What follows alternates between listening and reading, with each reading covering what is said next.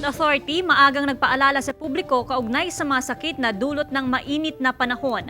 Alamin sa report ni Teresong Dayon. Muling nagpaalala ang Vigan City Health Office sa publiko kung paano maiwasan ang mga sakit sa tag-init, lalo na sa mga nagtatrabaho sa ilalim ng tirik na araw. Ngayong tag-init, kailangan mag-rehydrate tayo. Kailangan naman na nasa ilalim tayo ng araw. Gamit tayo ng mga loose na clothing para hindi tayo masyadong mainitan. Tapos pag nararamdaman na natin na medyo hindi maganda yung pakiramdam natin, punta lang tayo sa shed at saka uminom ng tubig. Nagyal tayo numumin ama mga danong na lamisan. So ti sarang minum mawawa kami.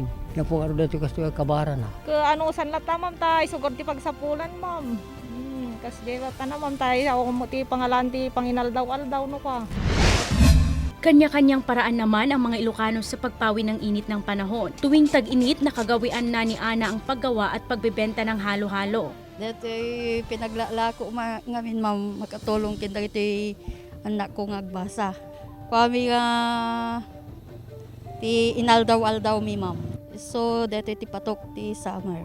May iba't ibang paraan sa pampawi ng init ngayong mainit ang panahon. At isa na ang halo-halo na all-time favorite ng mga Ilocano tuwing summer. Kasama si Norman Raca, Teresong Dayon, Balitang Amyanan.